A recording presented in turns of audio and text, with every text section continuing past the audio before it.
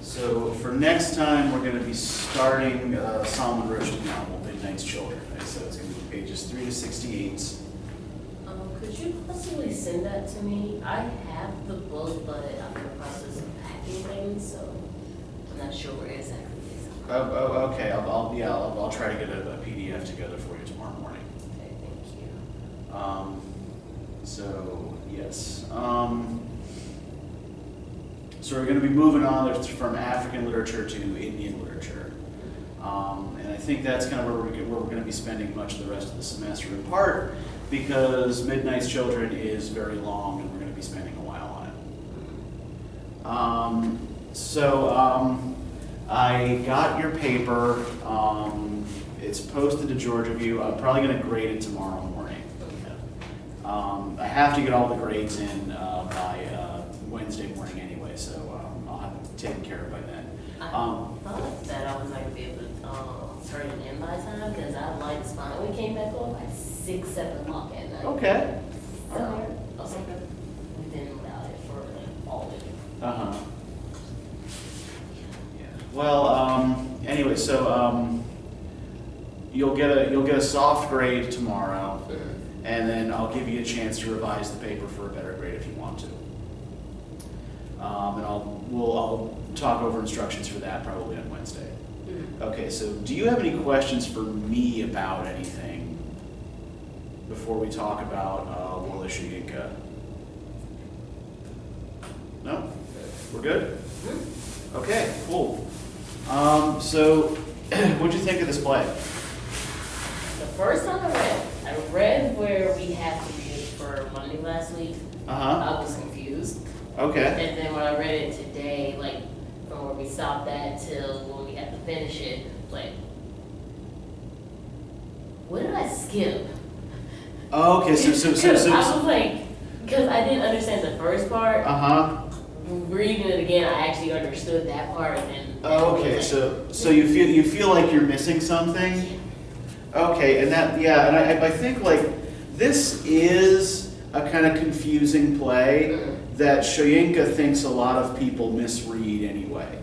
So I think it's probably like it's not just you that would read this or watch this and feel like you might have missed something. So I think one place to kind of start here is with Soyinka's author's note, in which he tries to explain his intentions here. So if we look on, it's page 3, the last paragraph there, he says, one of the more obvious alternative structures of the play would be to make the district officer the victim of a cruel dilemma. This is not to my taste, and it is not by chance that I have avoided dialogue or situation which would encourage this. No attempt should be made in production to suggest it. The colonial factor is an incident, a catalytic incident merely. The confrontation in the play is largely metaphysical, contained in the human vehicle which is Ellison and the universe of the Yoruba mind, the world of the living, the dead, and the unborn, and the numinous passage which links all, transition. Death in the King's Horseman can be fully realized only through an evocation of music from the abyss of transition. So I realize now reading this out loud that it's probably a little bit less clear than I might have thought it was. But I think what this paragraph means, right, is that the district commissioner and what he does in the play is purely a sideshow, right? That he actually has no real power or authority in the world of the play, right? That it's not actually the district commissioner who stops the ritual due to his ignorance of Yoruba custom or, kind of like, disgust at their cultural practices, that sort of thing, right? He is ignorant of Yoruba culture, and he is disgusted by some of these practices. But Soyinka doesn't want us thinking that this guy actually has the power to stop it, right? That the problem lies in Ellison Oba, and the compromises that he has already made with the colonial powers, and with his own reluctance to leave the world of the living, than with anything that Simon Pilkings can do, right? So, first, let me give you a little bit of background on Soyinka, because I think it is kind of important to understand where he's coming from. So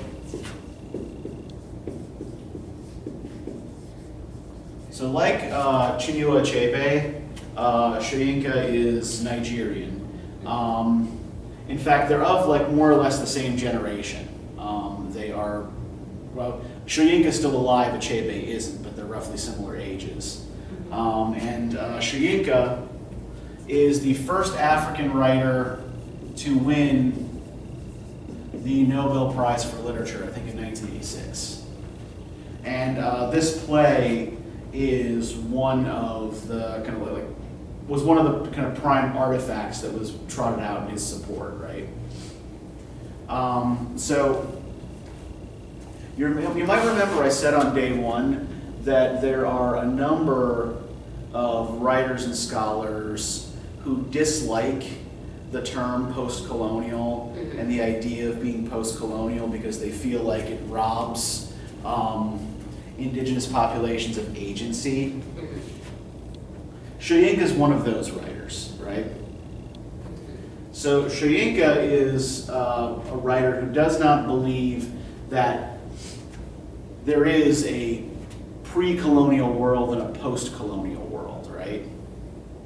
He does believe that colonialism was traumatic and unjust, but he also believes that it's impossible to return to some kind of, pure traditionalist past, right?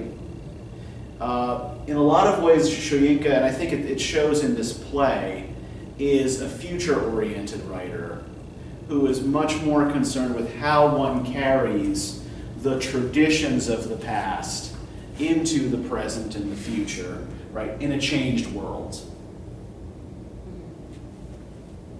Right? You can't acknowledge that the change didn't happen, but you can try to maintain some sense of cultural continuity in the face of it, right? And so kind of like to that end, like he is also a noted scholar, in particular of West African performance traditions. And there are two types of West African performance that really kind of deeply inform what happens in this play, or that are a big influence on the structure of this play. So the first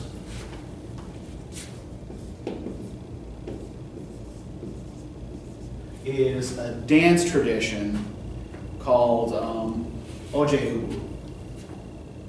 And in this particular art form, so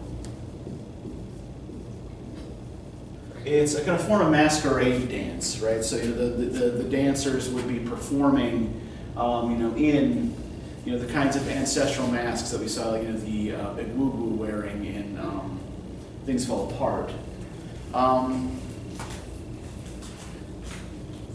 And it's something like ballet that involves like a great deal of athleticism, and there's particular aesthetic criteria by which it's judged.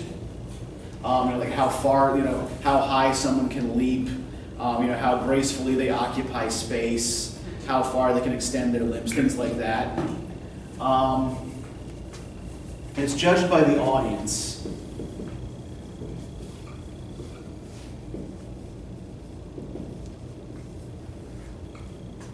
And it is, as I said, competitive, right?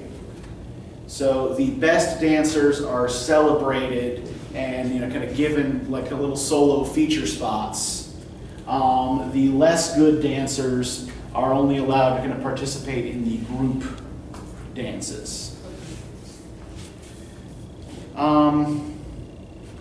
The other Yoruba tradition that influences Soyinka's plays is called okupka. And okupka are sort of satirical reenactments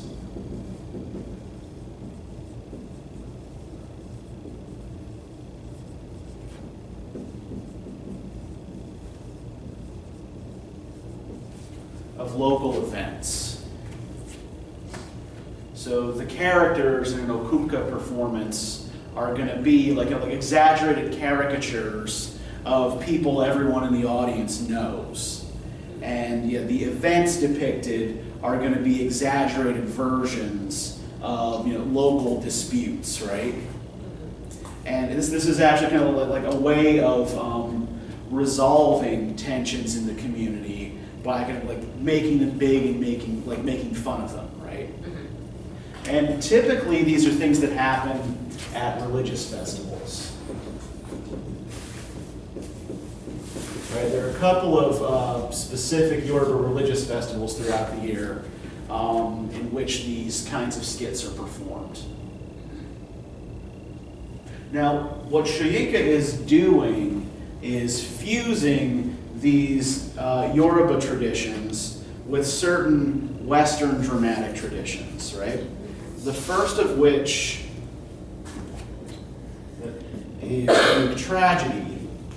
So I don't know how familiar are you with like Aristotle's theory of tragedy, about how Greek tragedy is supposed to work? I'm not fully sure on it. I know his work is like tragedy, but I don't remember from rhetoric class at all. Okay. So Greek tragedy usually involves a high-status protagonist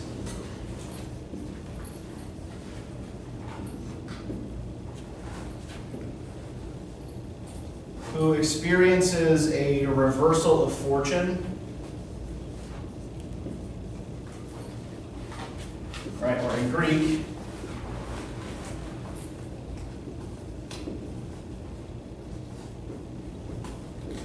peripeteia, due to an error in judgment, or in Greek, hamartia.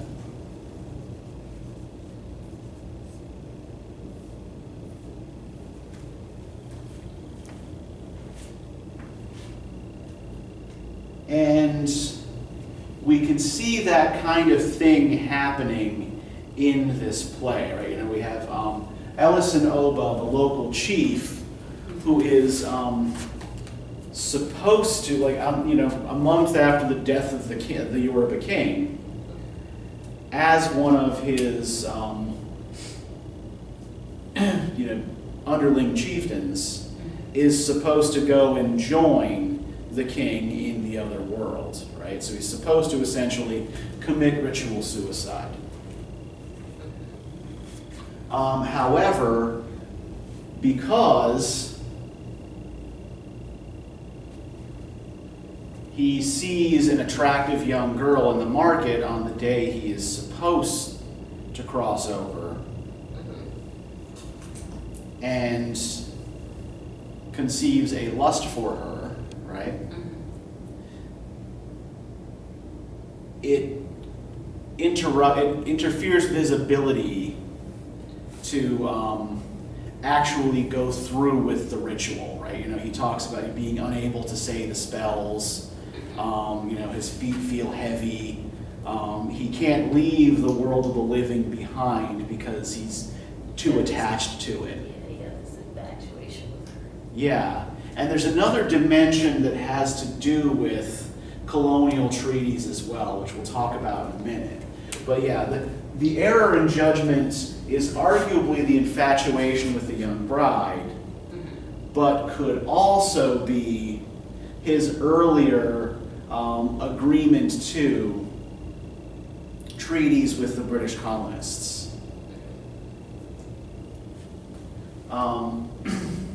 Well, we'll go to those lines in a minute, though. But yeah, so that the basic structure of this play is that of a Greek tragedy. The other big influence on a play like this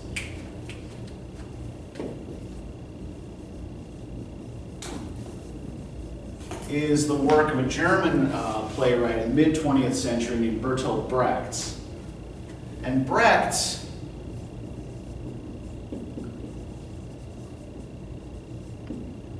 is noted for a practice known as epic theater. And what epic theater here means is theater that doesn't pretend to be anything but theater, right? It doesn't try to immerse you in the world of the play or make you feel like you're watching real events playing out. Epic theater is always concerned with reminding you that you're watching a play, that what you're seeing on stage is a performance, it's not real. So Brecht achieves this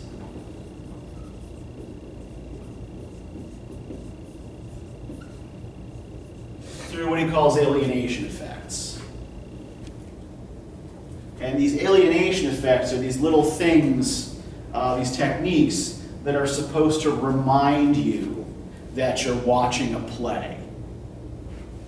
So among these would be, remote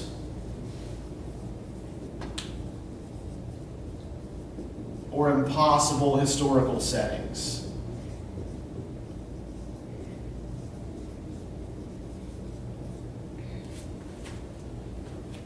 So, for example, in this play, Soyinka notes in the author's note that it's partly inspired by a real event that occurred in the 1940s.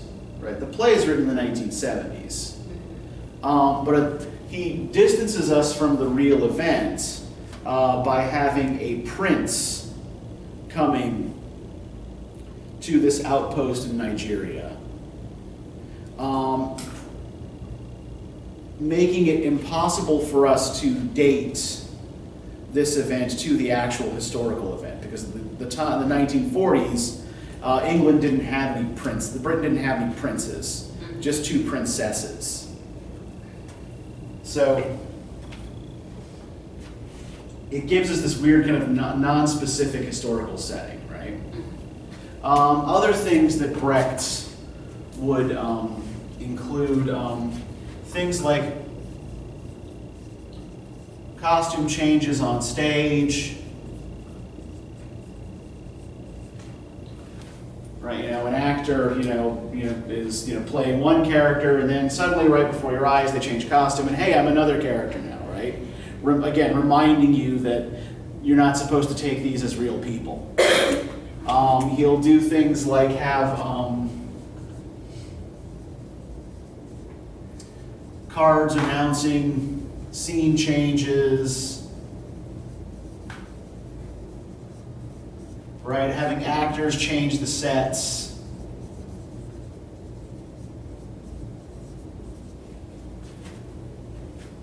You get the idea, right? Basically, like all sorts of things that kind of like peel back any kind of illusion and kind of show you the bare bones of the theater, really, and that emphasize that this is theatrical. So we have a fusion here of European and African influences, and the plot of the play is built around concepts in Yoruba religion.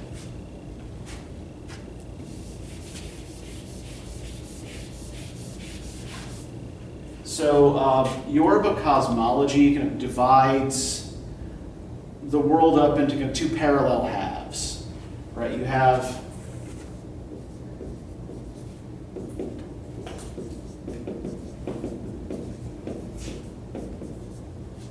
Orun, which is the spirit world, It's where the gods live, well, most of them. It's where the ancestors live, and it exists simultaneous to and parallel with Aye, or the world of the living.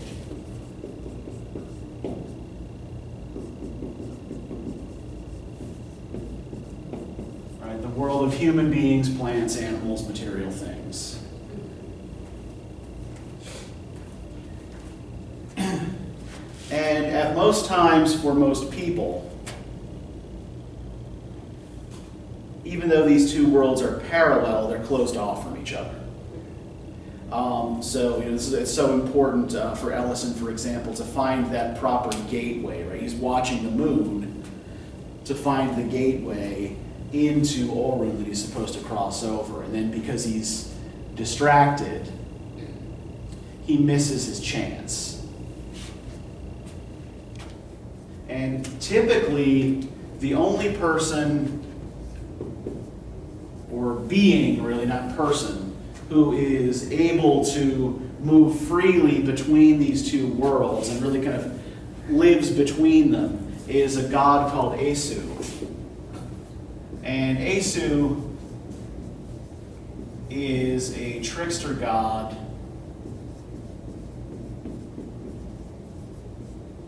who is also often kind of like a god of luck, right, or fortune. And Asu is regarded as kind of a messenger between worlds. So, any questions so far? Okay. So,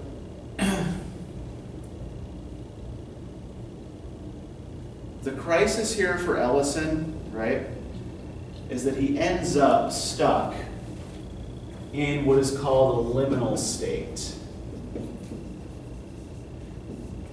Now, do you know what liminal means? Is this something that you've talked about in other classes? The word sounds familiar. Okay. I want to say it's a place that's like in between. Yes. Good. It's like you're just stuck in the cracks or something. Kind of, yeah. I mean, so liminal is a word that comes out of anthropology. The root word is a Latin word, limen, which means the threshold of a door.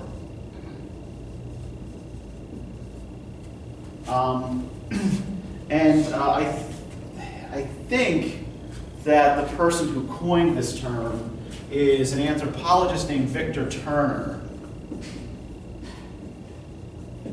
who wrote a book called The Forest of Symbols in the late 60s.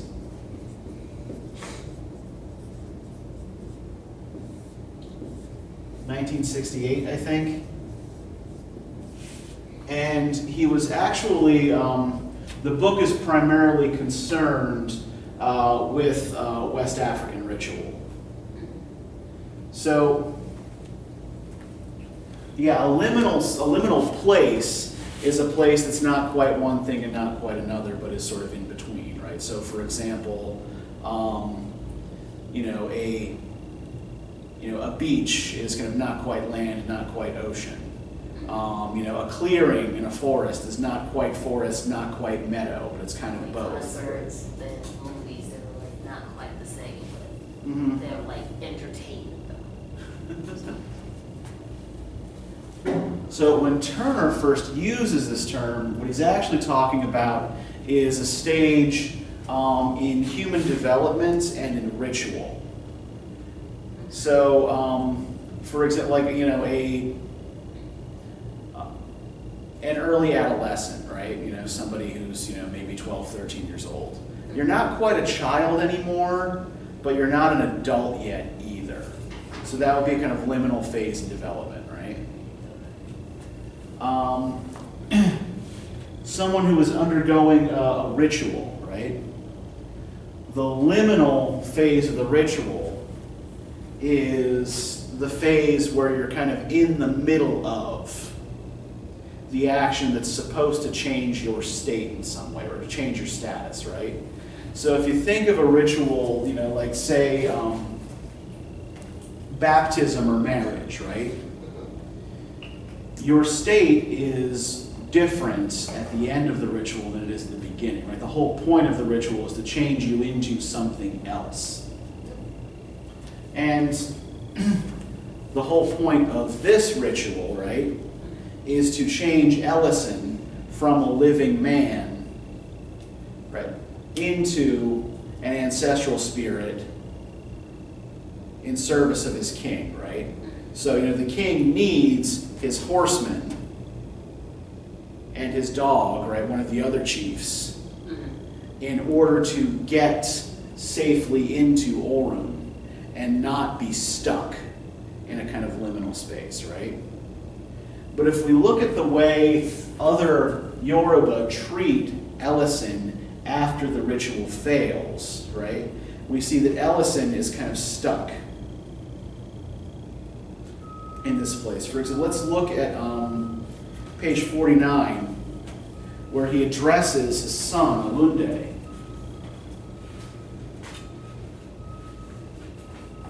Right.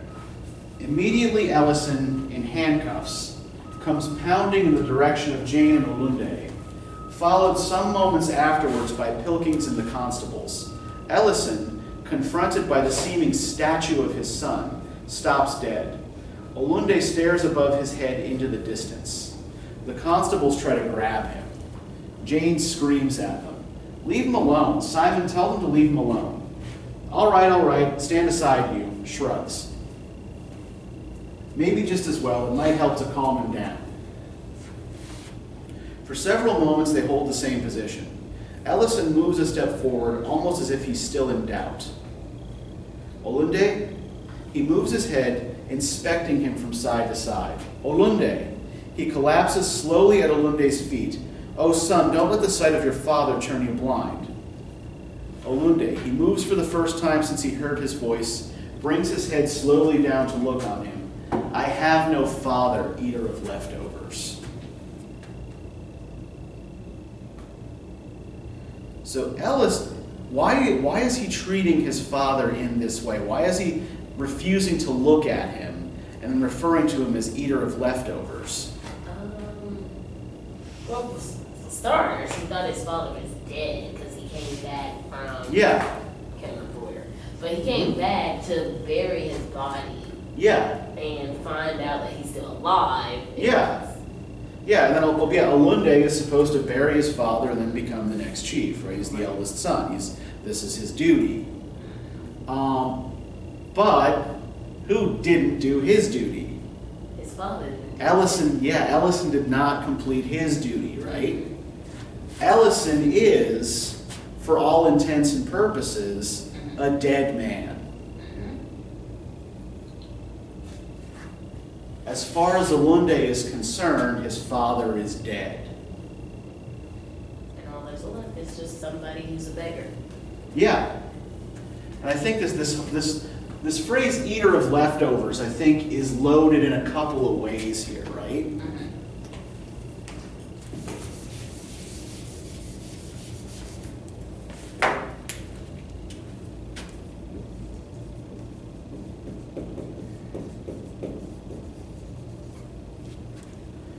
On the one hand, it suggests somebody who leaves nothing behind for future generations, right? There are all those lines about the plantain and how the parent plant is supposed to let its sap dry out to feed the offspring, right? So yeah, the eater of leftovers is someone who takes everything for himself and leaves nothing for anyone else.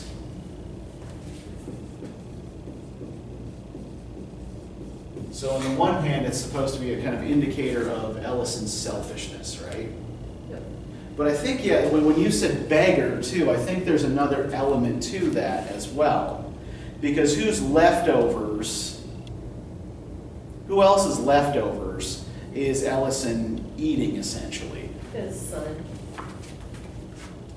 Because if it was only him and his son, it would be, he was only eating leftovers from basically his son, right?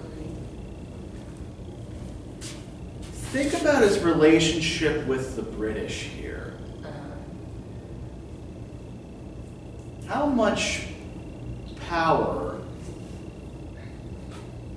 does a Yoruba chief still have under British domination? He still does have his power.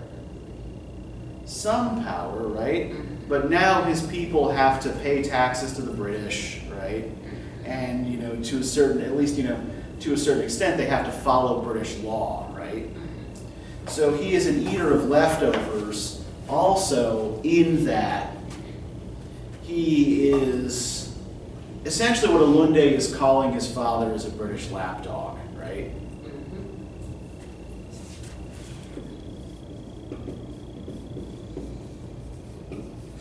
That he's letting these white people from across the ocean push him around and even using them as a convenient excuse for his own failure to do his duty.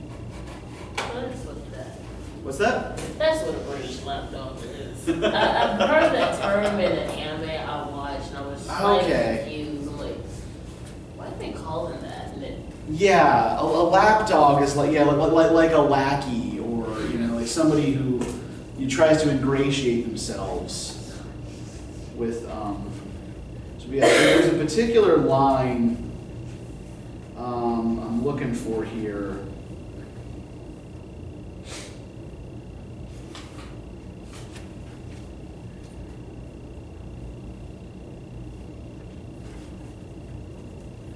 Okay, let's go to page 56.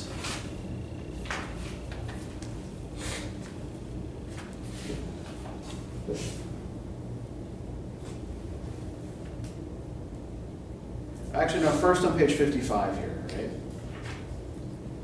So when Ellison is imprisoned and he's talking with Wilkins, right? He says, "You have my honor already. It is locked up in that desk, in which you will put away your report of this night's events. Even the honor of my people you have taken already. It is tied together with those papers of treachery which make you masters in this land." So he's acknowledging here his own mistake in signing the treaties and trusting the British.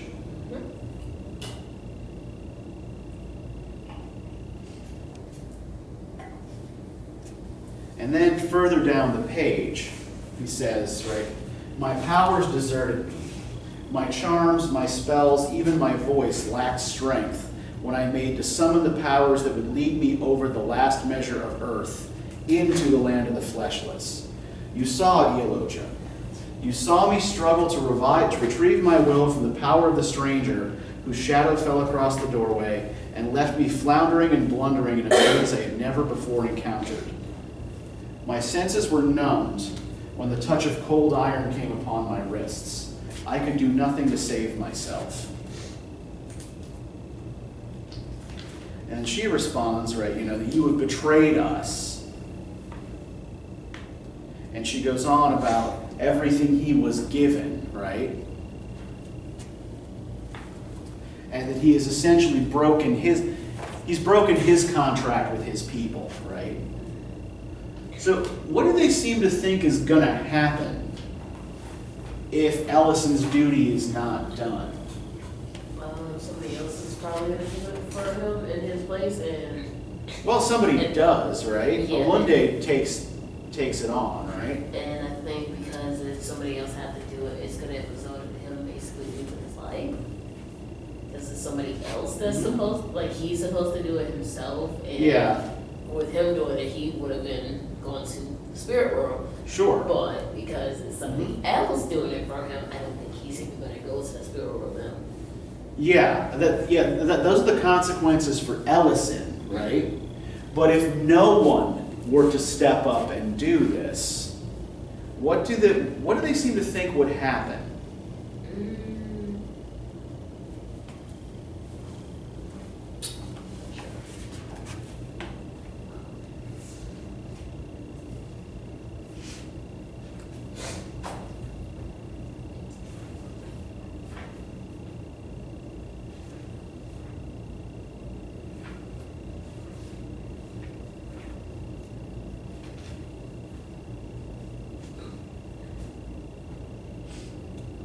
think we can see some of this on page 50 as Ellison is is looking at the moon and conversing with Pilkings.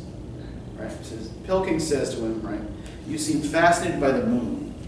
Yes, ghostly one. Your twin brother up there engages my thoughts. It is a beautiful night. Is that so? The light on the leaves, the peace of the night. The night is not at peace, district officer." No, I would have said it was. Quiet. And does quiet mean peace for you? Well, nearly the same thing. Naturally, there is a subtle difference. The night is not at peace, ghostly one.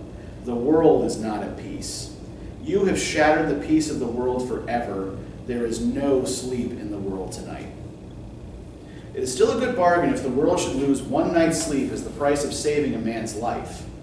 You did not save my life, district officer. You destroyed it. Now come on. And not merely my life, but the lives of many. The end of the night's work is not over. Neither this year nor the next will see it. If I wished you well, I would pray that you do not stay long enough on our land to see the disaster you have brought upon us.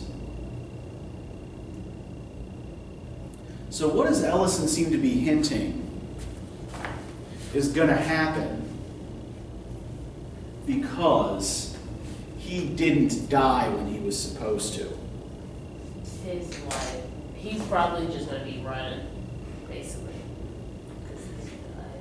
I think the point he's trying to make is that the consequences spread out beyond him, right? That because he was supposed to go with the king, the fact that he didn't disrupts the relationship between worlds. And so, the world as the Yoruba know it is broken as a result, right? Now, at this point, he's not yet admitting his own fault, right? He's still blaming Pilkings for what happened. But even he acknowledges, right, that the fact that he didn't go through the gate when it was open means disaster for his people, right? And it's only later that he acknowledges that, well, really, it's my own selfishness that brought this about. It was, my own desire to live that brought this about. And let's maybe take a couple steps back here and have a look at the Pilkings and the way they relate to their environment here.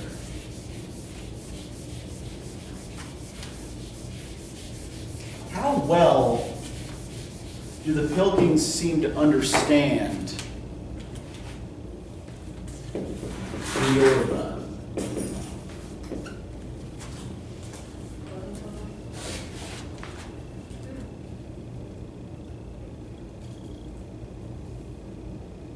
Well, let me maybe put it this way. How can we tell that the Pilkings don't understand the Yoruba at all?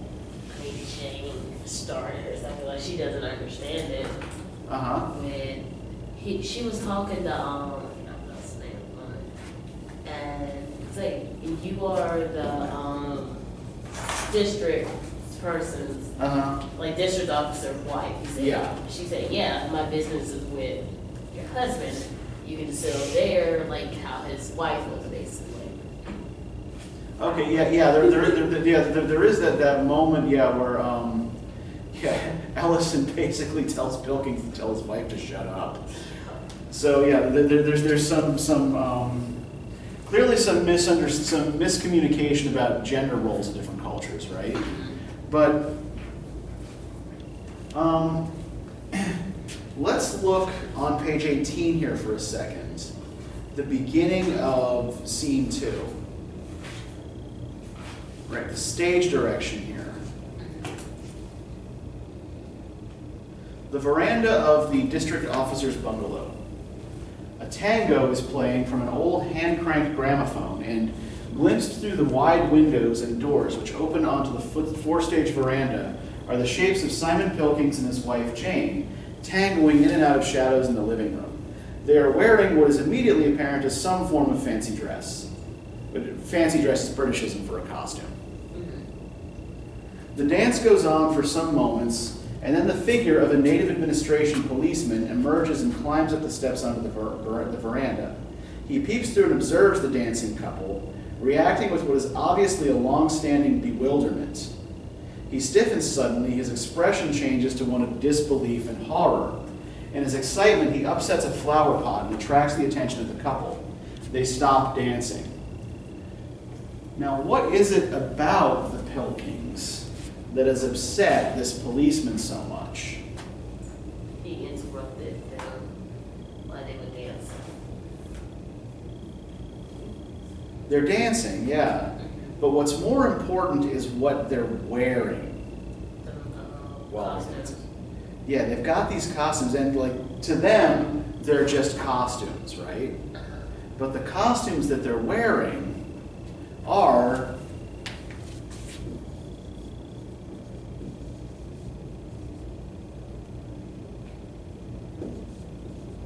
associated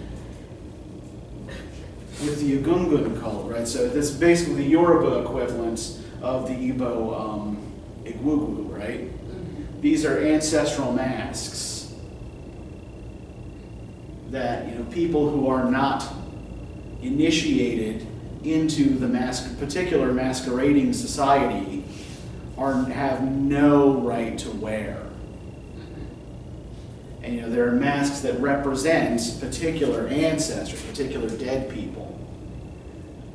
And it takes them quite some time to figure out what's wrong with Sergeant Amusa, right? Why he's so upset. So, you know, is there anyone out there? I'll turn off the gramophone. Pilkings approaching the veranda. I'm sure I heard something fall over. The constable retreats slowly, open-mouthed, as Pilkings approaches the veranda. Oh, it's you, Amusa. Why didn't you just knock instead of knocking things over? Amusa stammers badly and points a shaky finger at his dress. Mr. Pirrington. What is the matter with you? Who is it, dear? Oh, Amusa. Yes, it's Amusa, and acting most strangely. Amusa, his attention now transferred to Mrs. Pilkings. Madame, you too. What the hell is the matter with you, man? Your costume, darling, our fancy dress. Oh, hell, I'd forgotten about that. Lifts the face mask over his head, showing his face. His wife follows suit. I think you've shocked his big pagan heart, bless him. Nonsense, he's a Muslim. Come on, Amusa, you don't believe in all this nonsense, do you? I thought you were a good Muslim. Mr. Pirrington, I beg you, sir, what do you think you do with that dress? It belonged to dead cults, not for human being.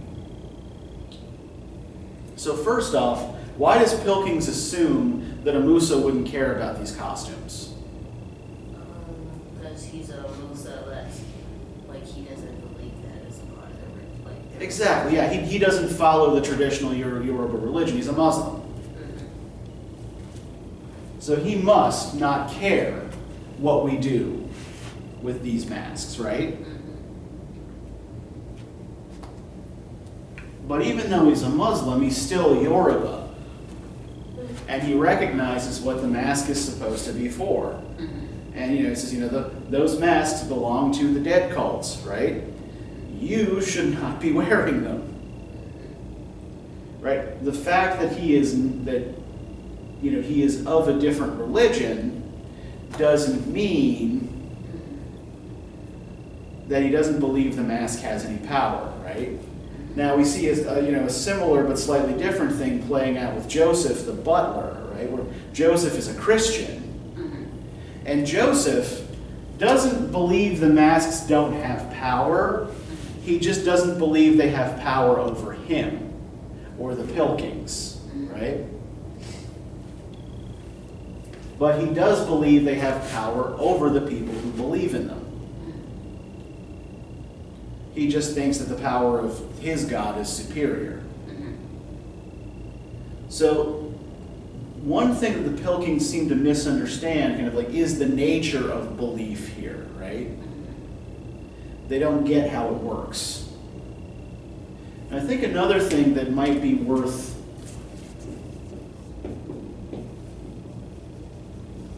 thinking about here is this police sergeant, Amusa.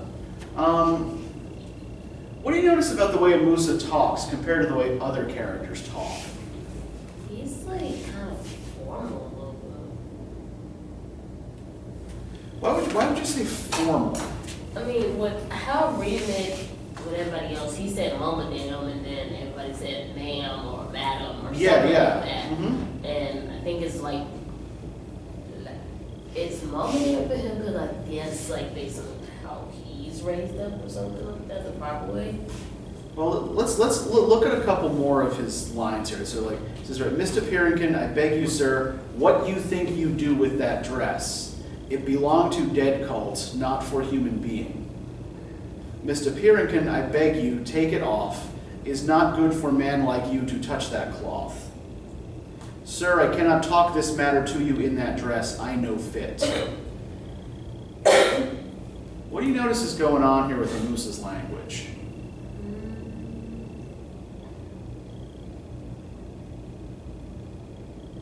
Does anyone else in the play talk like him? It just seems like it's just. Yeah. And so we see like the Pilkings and the other Yoruba characters speak in plain English, right? Although the Pilkings tend to speak a very literal kind of English, right? There's not a lot of poetry in their language, whereas, right, Ellison, Olunde, Eloja, the praise singer, right, they're also speaking standard English, but they're doing so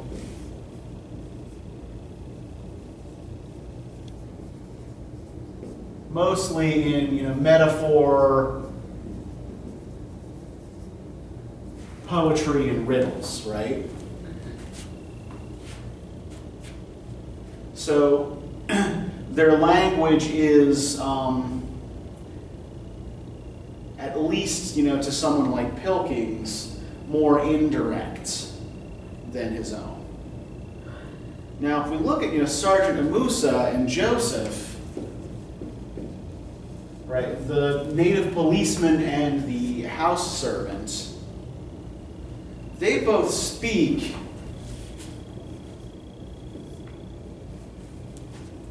in this kind of, they're the only characters who speak in a kind of non-standard English.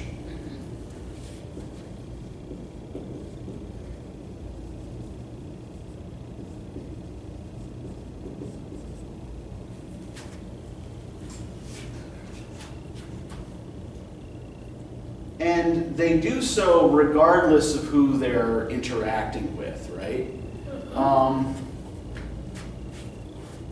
Amusa speaks the same way when he's talking with the Pilkings as he does with the market women when he's trying to stop Ellison's suicide and the market women are interfering with him, right? And I think we can maybe get at the reason for this if we look at that argument that he has with the market women on page 27, right? I am telling you women for the last time to come on my road. I am here on official business. Official business, you white man's eunuch? Official business is taking place where you want to go, and it's a business you wouldn't understand. Woman makes a quick tug at the constable's baton. That doesn't fool anyone, It's the one you carry under your government knickers that counts. She bends low as if to peep under the baggy shorts. The embarrassed constable quickly puts his knees together. The women roar. You mean there is nothing there at all? Oh, there was something. You know that handbell which the white man uses to summon his servants? Amusa manages to preserve some dignity throughout. I hope you women know that interfering with officer in execution of his duty is criminal offense. So, why might a Musa's language be this kind of broken, non-standard English when no one else's is? What's different about a Musa? What has he kind of accepted what has he accepted full on that the others haven't?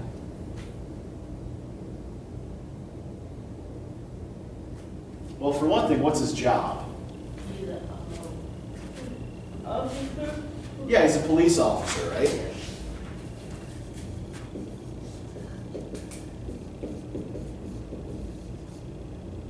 And given that Nigeria is at this time a British colony, who runs the police force? District. Yeah, the district authorities, who would be, and would they be British or Yoruba? Yoruba. British. They would be British, exactly, yeah. They'd be British. So his uniform is a symbol of his willingness to accept British dominance, right? And to work to assist that dominance.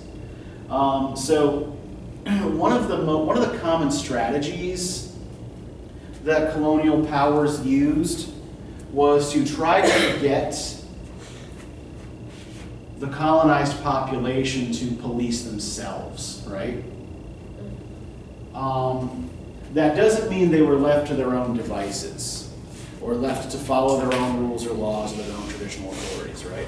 What it meant was they would select a few people to be police officers, give them power over the others, under the assumption that they would oppress their fellows more brutally than the British would be able to.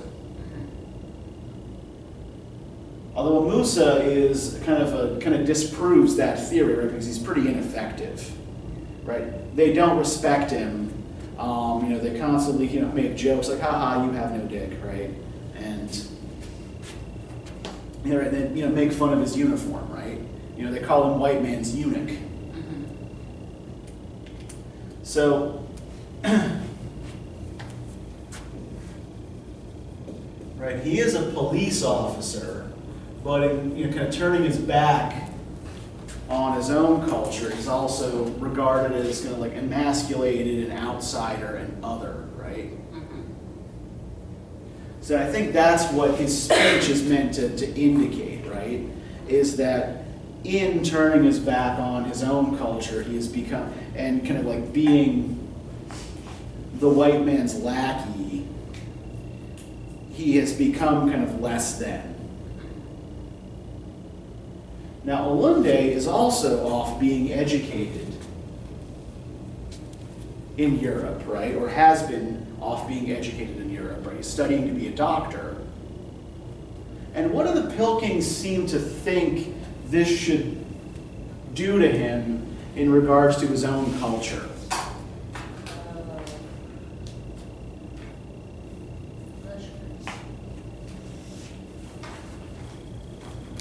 Let's look at his conversation with Mrs. Pilkings in scene 4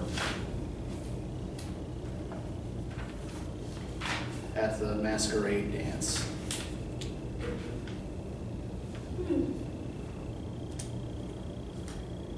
Right, so page 40, right, Olunde enters.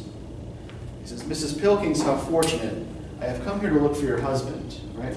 "Olunde, let's look at you. What a fine young man you've become. Grand but subtle. Good God, when did you return? Simon never said a word, but you do look well, Olunde, really. You are, well, you look quite well yourself, Mrs. Pilkings, from what little I can see of you. Oh, this, it's caused quite a stir, I assure you, and not all of it very pleasant, because she's wearing the Agungun costume when he's addressing her. You're not shocked, I hope.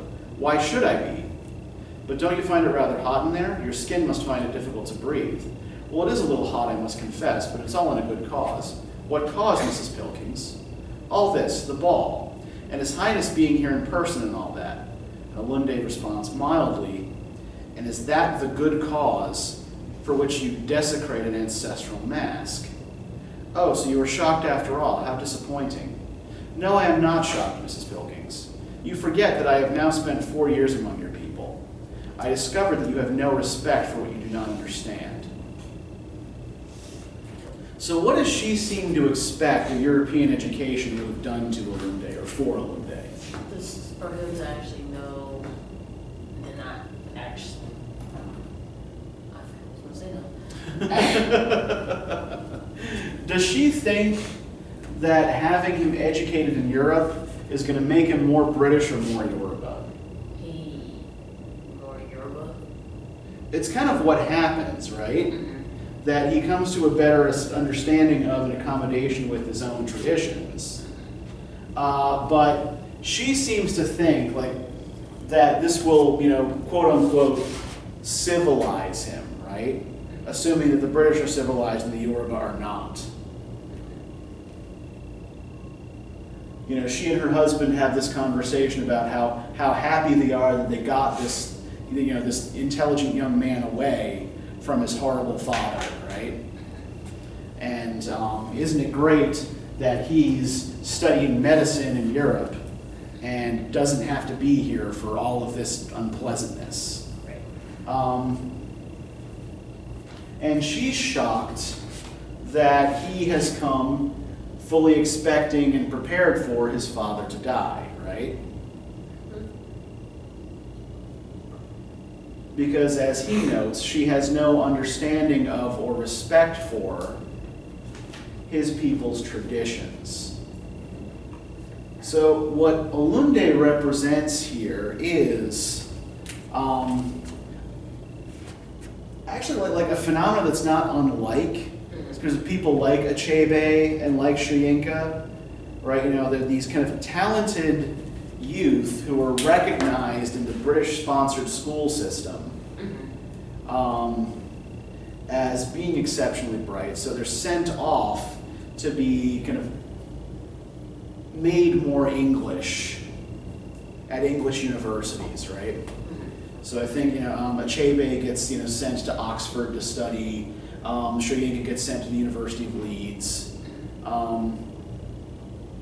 The expectation being that, okay, like these people are coming from the elite stratum of their society, right? Olunde is a chief's son. And when he comes back and he's chief, he'll understand European traditions and he'll be more obedient and pliable than his father was. Easier to deal with, more like a European. Because of course he'll now understand the benefits of Europeanness, right? But the thing that he keeps trying to bring home to Jane Pilkings is that her set of cultural assumptions, right, doesn't allow for anyone else's set of cultural assumptions to be correct, right? That she's so certain of the superiority of her way of life that she doesn't see the benefits or even the necessity of actions that are outside of that, right? So like when they're talking about that ship's captain who blows himself up with a ship because someone has to,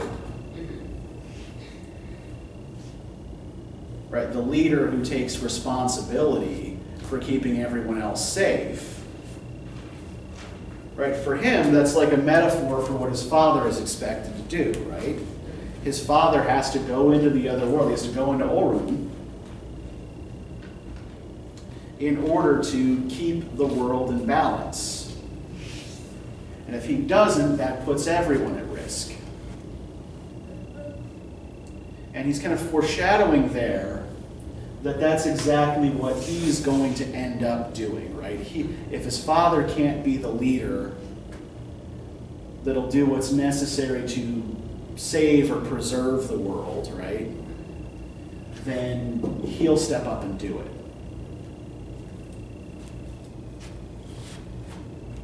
All right, so Do you have any questions about anything?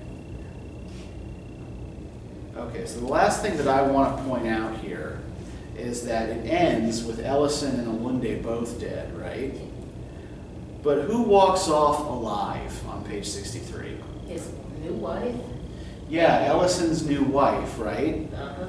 And I think that this last spoken line by Eologia is particularly telling here, right? Now forget the dead, forget even the living. Turn your mind only to the unborn. And you'll recall I said at the beginning of the class, right, that Soyinka tends to be a kind of future-focused writer, right? Yeah. What do we build out of this mess of the past and the present? And I think, you know, that is a really kind of important gesture towards the future, right? That, you know, while Ellison's failure may have caused the death of his eldest son, right? He is actually leaving something behind that may bear fruit later on, right? Okay, so let me give you the guide questions for Midnight's Children. And I will, I'll send you a PDF of those first couple chapters. I will send an email to remember. Yes, yes, send me an email to remind me because, you know, we all know that I am liable to forget. I'm likely to forget too.